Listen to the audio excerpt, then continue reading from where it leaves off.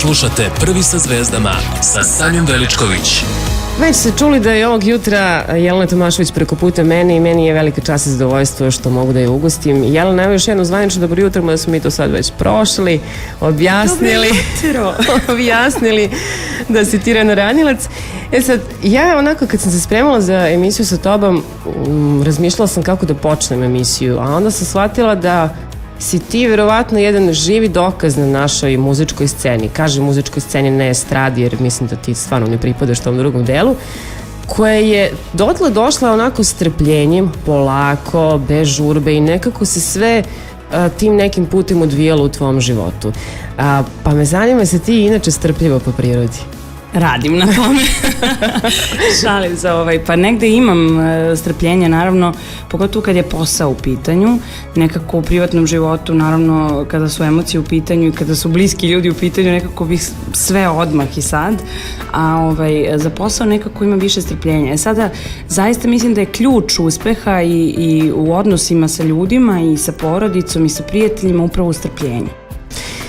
Zato je bitno biti strpljiv, jer sve dođe na svoje mesto i, kako da kažem, sve je nekako prirodno tako postavljeno da bude onako kako treba da bude. A to je ono što ja kažem, obično ljudi koji zaslužuju uspeh, koji su tako strpljivi, vredno rade, na kraju ga i dobiju. I tu nema neke velike filozofije. Ja bih hvala da se vratimo u tvoje detinjstvo sada i da saznamo ko je glavni krivac što se ti baviš muzikom. Pa glavni krivac je sigurno Bog. Mislim, zvuči smešno, ali dobro, jeste naravno bitan taj Božji dar koji svakako postoji, ali ukoliko se ne neguje i ne usmeri u pravom smeru, onda nekako mislim da nema poentu. Jer mislim da postoji mnogo ljudi koji su talentovani, koji imaju Božji dar, a koji to nisu upotrebili, iskoristili, koji nisu to nadogradili, koji nisu radili zapravo sa tim darom i onda mnogo ljudi imamo koji ne rade, a jako su talentovani i to je stvarno greota. Zanima me, izvini što te prekidam, ali da li, ja pretpostavljam kada pričamo o toj darovitoj deci, na primjer, tinejdžerima, ljudima, da li tu ključnu ulogu možda ima roditelj da on to prepozna pa da malo pogura ili može čak i da sputa taj talent? Pa slažem se, mnogo roditelji igraju glavnu ulogu u tom periodu detinjstva i pogotovo kada su tinejdžeri u pitanju.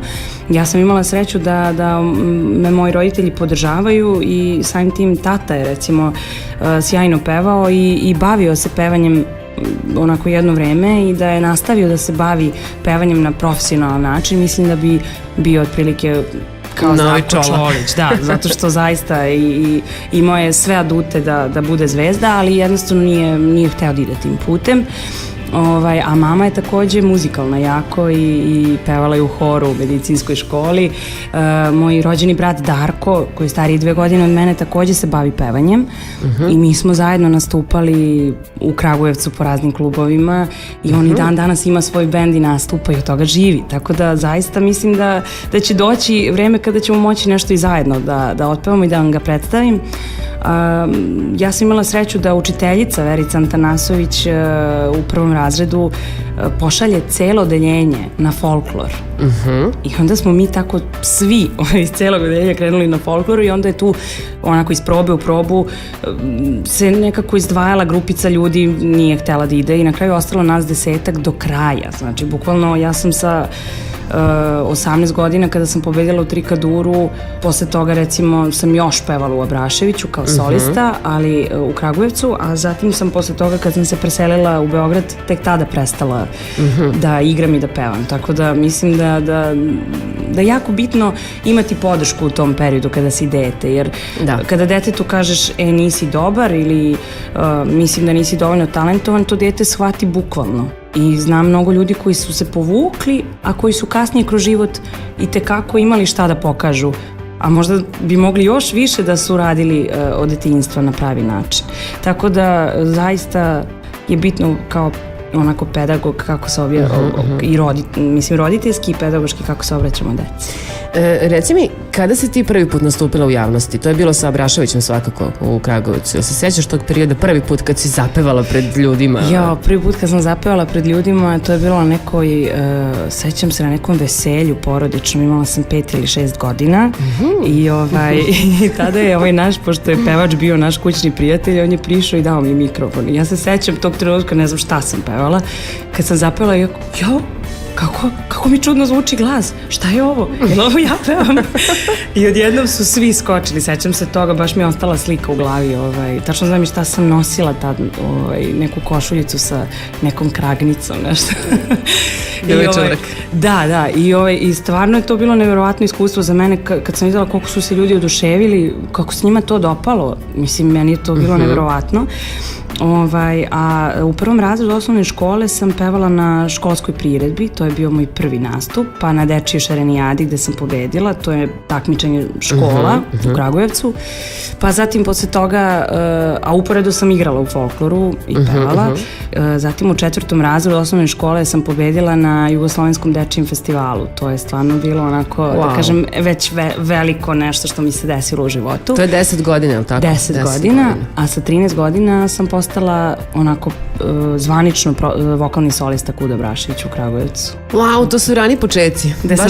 Da, iste godine sam dobila nagradu za najbolje vokalnog solistu folklornih ansambala Srbije na takmičenju. Tako da, baš onako, ja kažem, u osnovnoj školi su bila priznanja koja su zaista, evo sad iz ove perspektive kad gledam, kao, meni to tad bilo nekako, ne mogu da kažem normalno, nego odrasla si na taj način. Da, nego nekako to mi je bilo potpuno prirodno, eto, kao pevam i dobijam nagrade za to, a sad vidim da to zaista je neobično da sad zamislim svoje dete kao u osnovnoj školi dobija tako nagradu.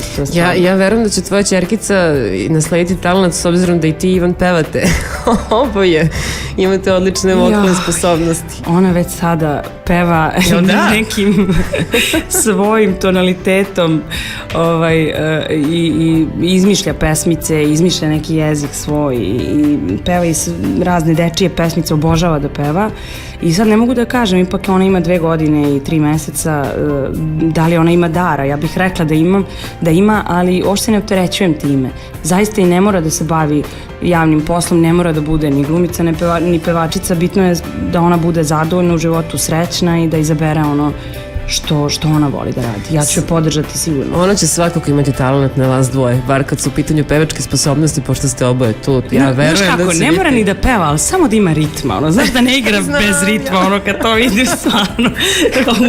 Sad kad bih videla da mi dete igra bez ritma, kao jao. A to je prosto nemoguće u tvojoj situaciji. Ja mislim da je nemoguće. Pa dobro, nije ništa strašno. Stvarno, sad kad imam dete, zaista shvatam one roditelje koji kažu jao, samo da mi je dete živo i zdravo. Ali stvarno je tako. Zaista kad je bolesna ništa mi drugo nije bitno. Mislim da je najbitnije da su nam deca zdrava. Neko drugo dete planiraš? Planiramo, zdravlje Bože, ali te stvari ne određujemo mi, tako je. Kad se desi. Da se vratimo u period Trika Dura, čeka se ti najlepše sećaš iz tog perioda, šta ti je ostalo u pamćenju, po čemu ti je taj period bitan, važan, voliš ga i slično? Pa kad se setim Trika Dura, isto je osnovna škola u pitanju, tada sam navijala onako svim srcem za takmičare koji su se tada takmičili i došla sam u Beograd na audiciju, međutim pošto sam imala 13 ili 14 godina, nisam ušla u uži izbor jer sam bila mnogo mlada. Samo zbog godine? Da, a onda posle toga, sledeće godine, kako beše onda sam otišla ponovo za 1 ili 2 dana i prošla sam audiciju, međutim počelo je bombardovanje i onda se zatvorio 3. kanal, onda su bombardovali, onda su te kasete pogubljene i na kraju su 3. put pravili audiciju, išli su po gradovima i onda su došli u Kragujevac, ja sam otišla na audiciju i prošla 3. put. I tako da je to zaista pamtim kao jedan uzbudljiv period svog života. Svaka ta proba, putovanje iz Kragujevca, dolazak ovde na probe sa nevernim bebama, meni je to bio doživljaj. Zatim moje odeljenje 407 iz gimnazije, prve kragujevačke, koje se stalno organizovalo, pošto se snimalo radnim danima i onda su oni onako u grupicama bežali sa časova, dolazili u Beograd da me slušaju, da me podržavaju, a u superfinalu moje odeljenje organizovalo ogroman kombi. Wow! I razredna je htela svima da da neopravdane. Ostalo je recimo 5-6 njih čisto da se održavaju časovi. Došli su u Beograd, iznenadili su me, nisam znala. Bila sam mrtva bolesna na antibiotiku, sa onim septoletama, mislim haos je bio i htela sam da odustanem od superfinala. Međutim, tad sam razmišljala šta ima da izgubim. Bolje da se pojavim nego da odustanem. Kad sam videla da su oni svi došli, ja sam samo dobila snagu, ja ovo moram da izguram do kraja. Tako da, stvarno, to je onako jedan baš lep period mog života. I tu sam upoznala Kornelija Kovača, s kojim sam kasnije sarađivala, Vladu Georgijeva, kojom sam kasnije pevala prateće vokale godinu dana, razne ljude s kojima sam se susretala na mnogim muzičkim događajima. Tako nekako je krenuo moj muzički put spontano. Nisam se nešto mnogo... Ja se sećam tvog izvođenja pesme Whitney Houston, pošto smo mi tada u to vreme svi gledali Trikadur, prosto je to bilo, ne znam, amin, svi to gledamo. I sećam se, baš sam malo čas komentarisala sa kolegama, da li se sećate kada je Jelena izašli, kada je zapevala Whitney Houston, mi smo svi popadali, to je bilo wow. Da, ali smo svi popadali i bukvalno još tada smo negde, što je, kažem, ja tebe znam baš iz tog perioda i tada pitala sam se jedno vreme gde je ova devojka koja peva ovako dobro, ali evo, ta devojka je sad Boga mi put Evrope. Ja sam stvarno imala sreće i pored talenta bitno je upravo to što si rekla, biti strpljiv i raditi na sebi bez obzira šta vam se dešava u životu. Možda i da nisam pobedila, ja ne bih odustala od pevanja, sigurno. Naravno. Znači, to sam pokušavala da objasnim i ovim mladim ljudima koji se sada takmiče na X Faktoru, na Prvom glasu Srbije, gde sam gostovala kao specijalni gde sam gostovala kao specijalni gost. Gde si bila specijalni gost? Gde sam bila specijalni gost i objašnjavala sam im zapravo koliko je bitno ne odustati i ne dozvoliti da neka prepreka bude glavna odluka u tvom životu, znači da neko drugi odluči za tebe. Znači najbitnije je biti potpuno siguran u ono što želiš i ići ka tom cilju. Znači, apsolutno se ne obazirati na razne prepreke, na razne ljude, na razne neke situacije, ko šta misli. Naravno da je bitno šta misli javno mnenje, ali imamo mnogo ljudi sada koji će iz neke dosade ili iz neke, ne znam, koje želje već sputavati neku osobu. Tako da sve to danas češće nego pre. Zašto me zanima, pošto si ti kao takmičar to je osoba koja je imala to iskustvo u tim talent show programima nekada, Trikadur, a danas ih imamo u nekom ogromnom broju. Da li postoji razlika kako je tada to sve bilo sprovođeno, ljudi koji su izašli tada, jer tu pored tebe je bila Marija Šerifović, čini mi se još je neko izašao iz Trikadura od vas, jako dobrih pevačica. Da, u Trikaduru su se pojavile stvarno odlične pevačice i pevači. Pored Marije tu je Jelena Pudar iz Nevernih beba, Jana Šuštaršić, Olga, zatim Olga koja je i pobedila takođe na Trikaduru, pa je sada peva sa Željkom u Balkan projektu. Ne znam sad ko je, Ana Milenković. Da, Ana Milenković, tako je. Sad, mi imamo tu neku vašu ekipu koja je sada evo tu prisutna i koji se bavi time. Sad, imamo s druge strane taj neki novi nalet talent show programa po licenciji, svetskim licencama i slično. Šta misliš, da li današnji talent show može da se poredi sa nekadašnjim, da li je u prednosti ili nije, kako se odnose prema takmičarima danas, je li to samo TV show za široke narodne mase ili stvarno tu može da se gradi karijera? Pa razlikuje se u mnogome. Znači, Trikadur je bio jako skroman što se tiče budžeta, znači dešavao se u jednom skromnom studiju u Sava centru, svirale su Neverne bebe koji stvarno svi znamo kako sviraju, kako zvuče, pevalo se uživo s bendom, znači to je već od starta potpuno drugačije. Na ovim talent showima se peva na matricu. Tako da ovo je zaista, onako da kažem, jedno ogromno iskustvo u samom startu, pevati sa Nevernim bebama. Druga stvar, nekako ja nisam očekivala ništa posle pobede, nisam očekivala da ću snimiti album i nisam ga ni snimila kao pobednica. Nije ga snimio ni Ivica Lauš koji je pobedio pre mene, a koji je vanserijski talent. Ali nekako ja nisam odustajala, nego sam išla po festivalima. Žela sam da me ljudi bar kroz festivale čuju, ne bi li me čuo neki producent, što se hvala Bogu i desilo. pa me Željko Joksimović tako i čuo i pozvao i tu smo potpisali ugovor i snimila sam prvi album, on mi je mnogo pomogao i nekako se tako sve spontano i odigralo, ali nisam odustajala jer mogla sam i ja da kažem pa eto nisam snimila album posle Trikadura i sad neću ni da se bavim više pevanjem. Bilo bi to, ti sa tvojim sposobnostima. Hoću da kažem da isto važi i za ove takmičare današnjih show programa gde se obećavaju i gde dobijaju automobile, albume, neki dobijaju, neki ne. Ali dobro, hoću da kažem da apsolutno ne mora da znači da je to, da je karijera zagarantovana. Ništa nije zagarantovano. Da, jasno. Znači, poenta je da oni sami preuzmu inicijativu da grade svoju karijeru, da se muče i bore i onda nešto će sigurno ispasti. A da li si ti tada, pošto igrom slučaja znam da oni sada potpisuju ugovore neke silne koji ih onemogućavaju baš odmah da krenu da se bore. Je li tih ugovora bilo nekada ranije kad ste vi... Nije. Dakle, vi ste samo tu... Pa to je problem. Nije bilo ugovora, da. Nije bilo ugovora, da. Ali ja hoću da kažem da nekako cela ta ekipa je bila potpuno iskrena u svemu tome što je radila. I Vojna Nedeljković i Sandra, voditeljka i Neverne bebe, svi su nekako srcem to radili. Zaista tu nije bilo novca. I čini mi se da niko od nas nije ni očekivao da će tu sad nešto zaraditi, da niko od nas to nije ni želeo. Nekako smo svi želeli da budemo deo toga i da posle toga mi budemo, ne znam, malo poznati da sarađujemo sa muzičarima o kojima smo mogli samo da sanjamo ili tako nešto. Vidiš, lepo si to rekla. Danas mi se čini da mnogi ljudi ulaze u muzičke vode isključivo iz interesa, da manje više tu postoji neka vrsta ljubavi ili ako sad tu nema nekih para, to je zdravo, ćao. Jel ti imaš takav utisak isto? Pa nažalost jeste istina, zato što vreme je drugačije, čini mi se. Mislim, nije ni bilo bolje pre 10 godina kad sam ja pobedila u Trikaduru, isto je bilo ovako, samo što čini mi se da se ljudi iscrpili više od nemaštine, tako da sve se gleda kroz novac, nažalost. Tako je, nažalost. Nećemo da crnimo. Nećemo jutro i nećemo da se bavimo crnim temama. Prelazimo odmah na lepše teme. Beovizija, pretpostavljam da je bila jedan od ključnih momenta u tvojoj karijeri, jer tu je ne samo što mi smo znali za tebe, ali tu je i Evropa praktično saznala za tebe, što si ispostavila kao dobro. Evo, ti rekla si na početku da si se vratila nedavno iz Kopenhagena.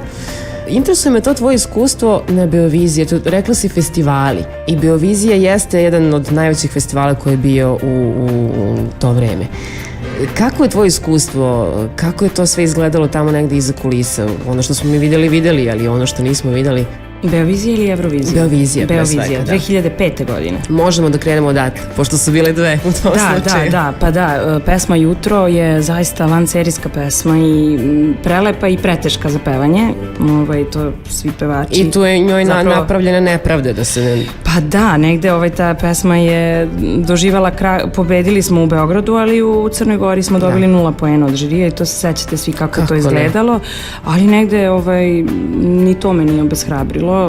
Bilo mi je naravno teško, ali nekako sam to brzo prevazišla i posle toga ta pesma je zaista živjela nekako svoj život i dan danas kad je zapevam na koncertima, ljudi vole tu pesmu i meni je to najbitnije. Zaista mi je to najbitnije. Možda da smo te godine otišli sa Jutrom, možda bismo i pobedili, ne znam. Verujem da bi.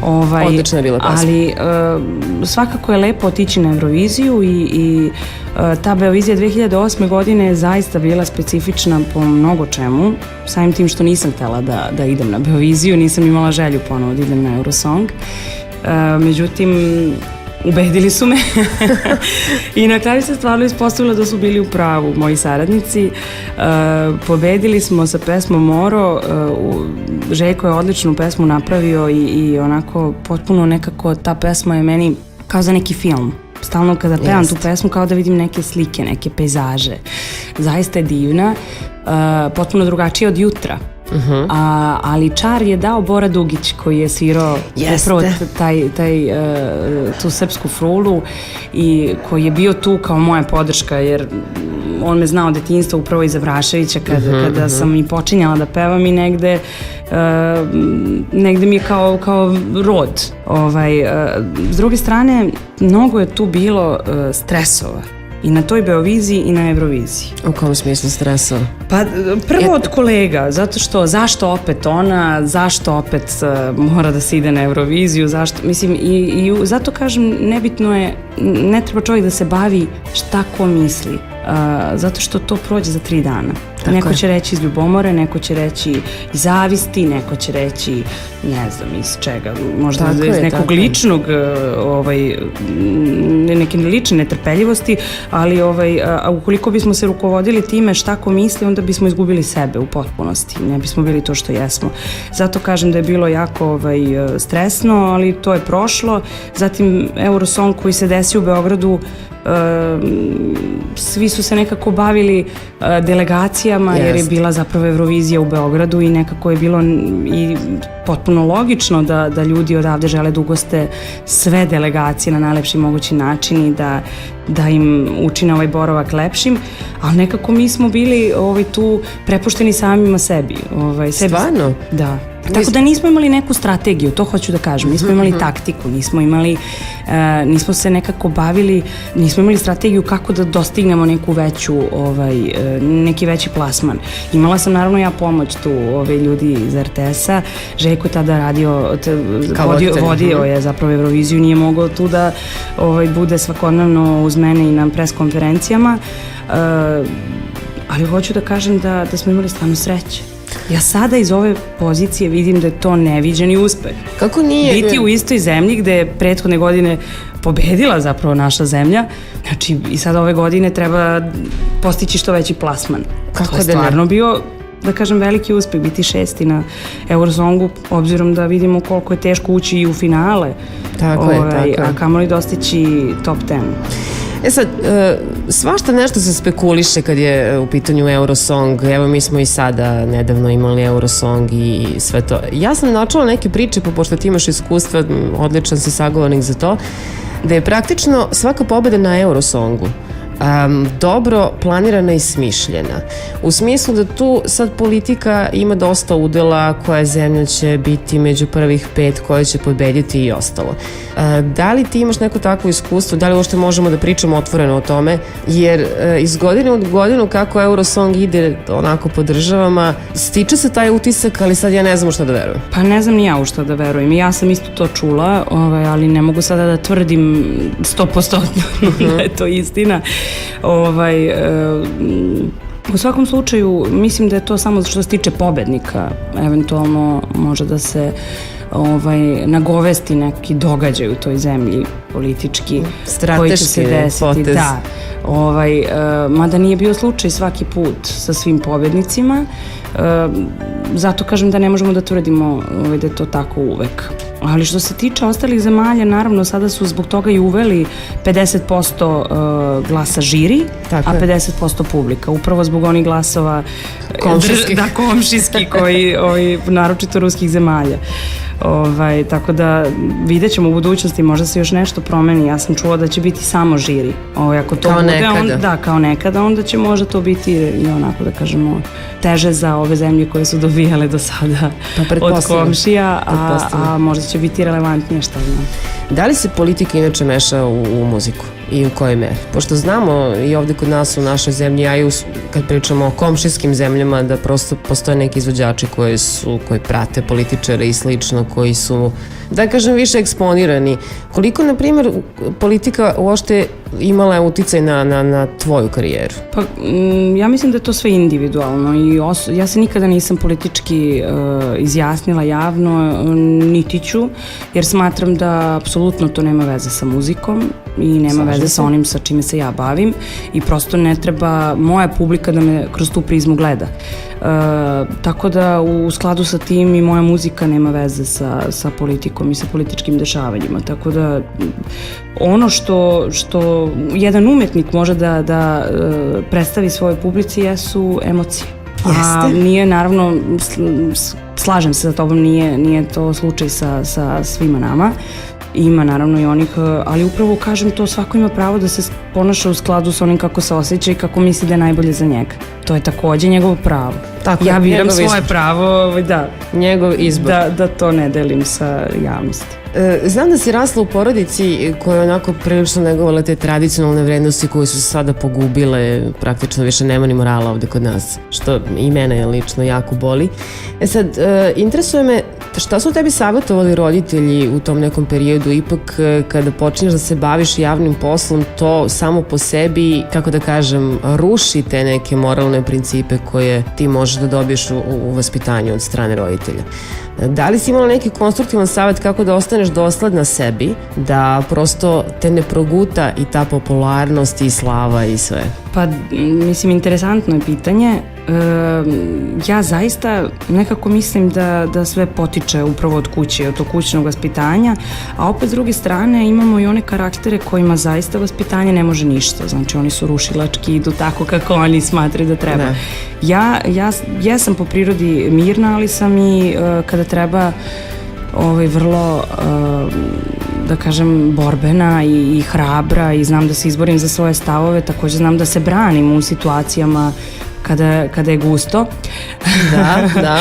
Ali mislim da zaista je sigurnost koju sam ja ponela kroz vaspitanje, kroz oca i majku i brata, ono što me održalo u ovom poslu i što je zapravo stvorilo to neko samopouzdanje da ne moram da radim nešto da bih dobila nešto. Mislim, ne znam da li me razumeš.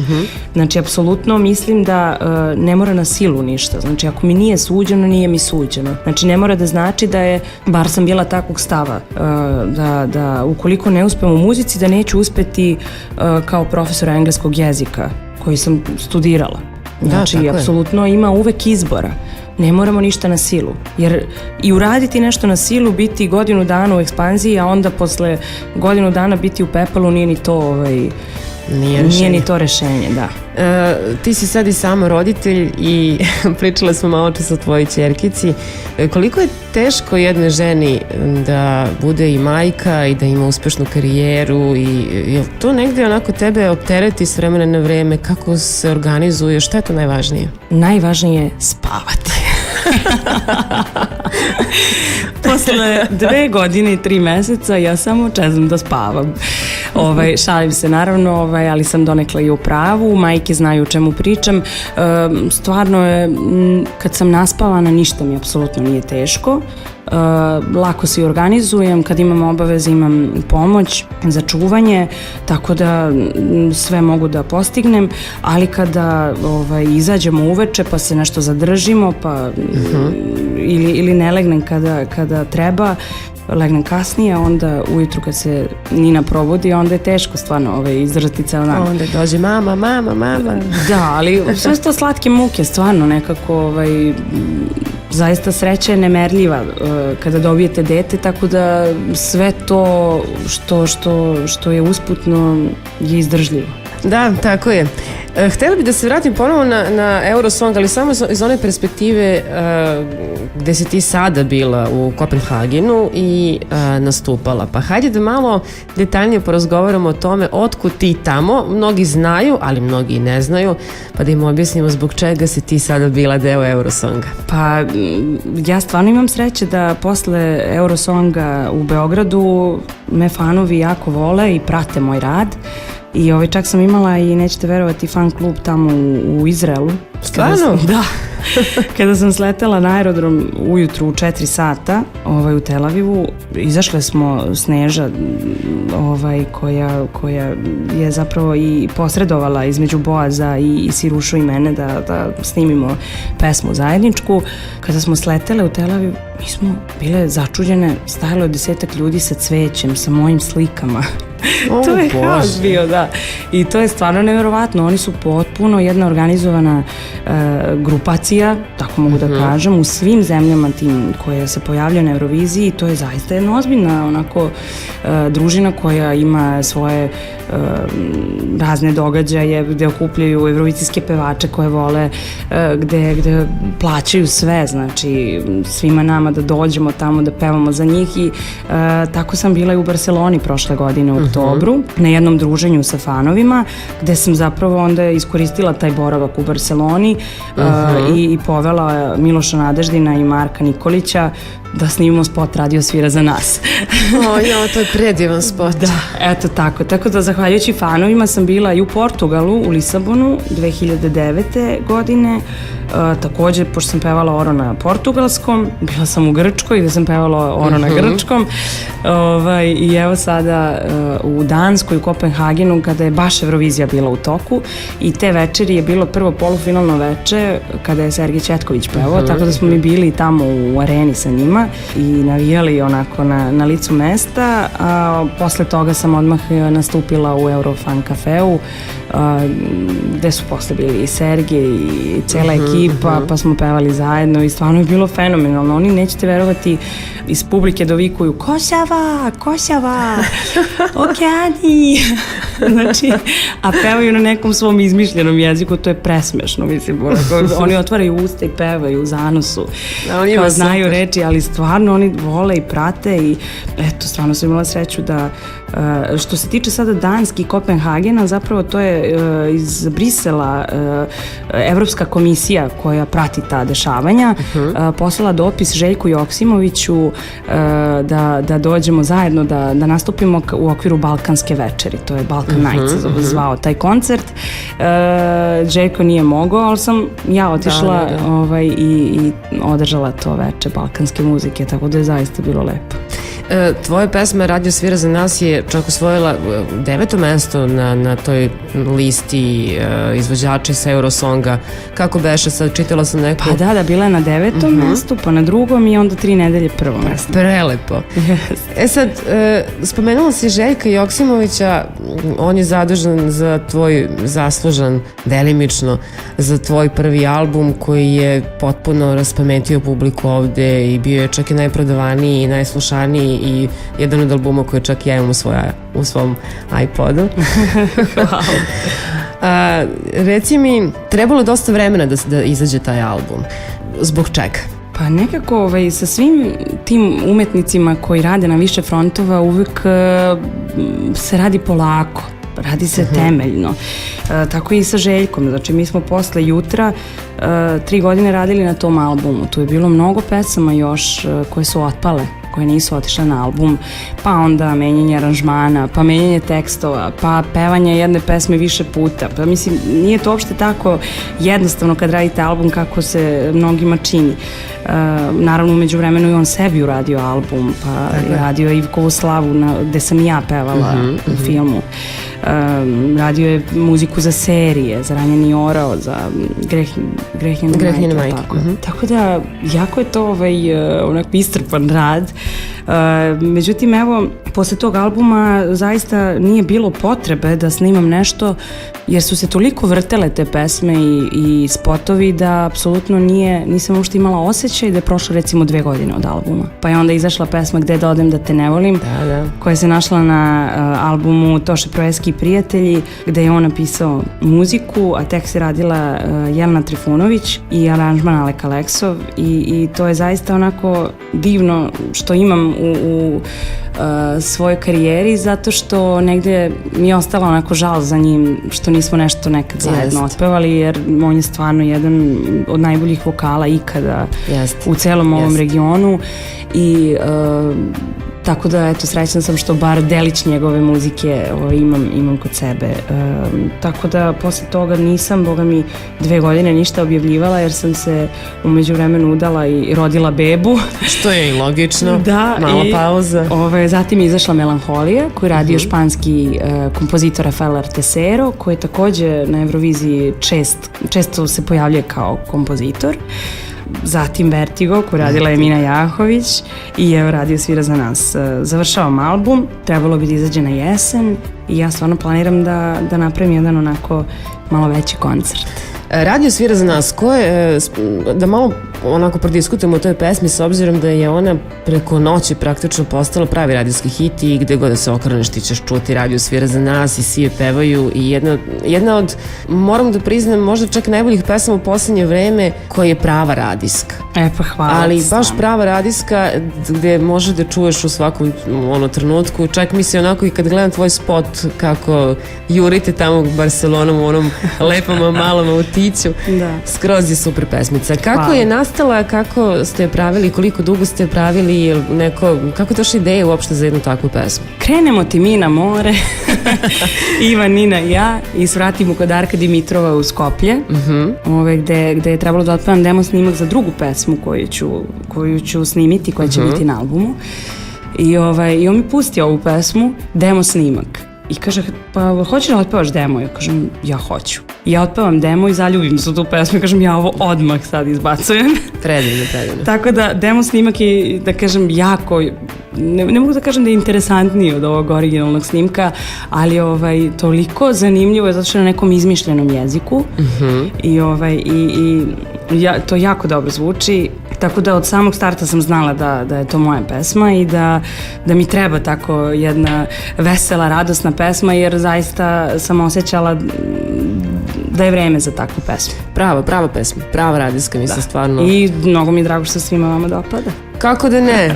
Mislim, Pevuše, videla si kakav ti je bio odbor za doček ovde kad si došla. Da, slatki su mnogo. Stvarno vam je redakcija, moram da ih pohvalim sve, da su toliko svi nasmejani, vedri, to je prava retkost.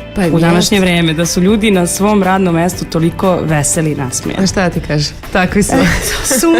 Sunce granulo. Čula sam da jako dobro imitiraš neke tako još likove poznate, je li to tačno? Jo, to je tačno, ali toliko su me pitali za to da je mene sramota zaista to da radim javno, ja to radim samo za drugare. Za prijatelje. Ništa, onda ćemo posle emisije da tu za nas i ovu ludu redakciju nešto imitiraš. Pa mi napravite neku skrivenu kameru, pokačite na YouTube. Neću, mi smo veseli, nismo bezobrazni. Šalim se ja. A takođe znam da si bila promoter Citroena. Jesam. Jel si još uvek promoterka njihovih vozila? Nažalost nisam 3 godine sam vozila Citroen vozilo i posle se promenila tu neko rukovodstvo i tako smo završili saradnju, ali zaista 3 godine sam uživala vozeći Citroen, sada vozimo Renault. A generalno si fan nekih automobila, voliš? Pa nisam. Često voziš? Ja volim da mi je auto udoban i da ima lep dizajn. Ne volim prenabuđene automobile, nisam ljubitelj istih, ali volim tako neke stvarno onako jednostavne linije, lepe, tako da Renault Megane mi je sada po ukusu. Super. Pošto ćemo polako onako da dolazimo u kraju, mislim, prosto neverovatno, nećeš verovati da ćemo polako ja isto ne verujem, stvarno kako smo priču. Da, prošlo vreme, vi koliko je sad. Sad me zanima ono što ukratko si nam samo pomenula, neke tvoje planove, šta će biti. Dakle, priprema se album, to je ono što je zanimljivo publici, a album će izaći na jesen, tako se rekao. Tako je, pa zaista nekako je skrenulo sve spontano i imam divnu baladu Sergeja Četkovića koju je odavno još napisao za mene, baladu Mari Mari, moje dragi kume. Aleksandra Milutinović i Goran Kovačić su također napisali jednu divnu baladu, a imaću i ovih brzih pesama, da, kao što je radio, i zaista mislim da će biti onako raznovrstan. Reci mi, Željko sada ne učestvuje u pripremi tvog novog albuma, jel? Pa Željko sad radi svoj album, tako da ćemo mi negdje otprilike u isto vrijeme da objavimo albume, a sljedeći radimo zajedno. O, super. Koncert u Sava centru bit će verovatno do kraja godine, ja se iskreno nadam da možemo da planiramo, da te planiramo. A ja se iskreno nadam, da. Jel imaš neki nastupe sada preko nešto ili putuješ, kakvi su ti planovi? Pa za sada nastupe imam samo u našoj zemlji, a na leto ću imati i u regionu. Odlično. Jelena, mnogo ti hvala što si se probudila ovog jutra. da se ti budiš svakog jutra mnogo ranije. Da, nije mi teško, stvarno. Znam da rekla si mi na početku da je ćerkica malo negodovala što moraš da je ostaviš. Trebala si da je dovedeš i ovde malo da ćaskamo sa njom. Verujte, ne bismo mogli da pričamo. Verujem. Ja sa nestrpljenjem čekam tvoj novi album. Ako je ovakav kao što je pesma Radio svira za nas, mislim da će to biti nešto što verovatno nismo čuli dugo. Hvala. Jelena Tomašević je bila ovog prepodneva u studiju Prvog. Ja se nadam da ste uživali u našem razgovoru i da ste saznali sve ono što ste želeli da saznate. Slušajte nas i sledeće nedelje od 9 do 11. Ćao! Slušate Prvi sa zvezdama sa Sanjom Veličković. Samo na Prvom.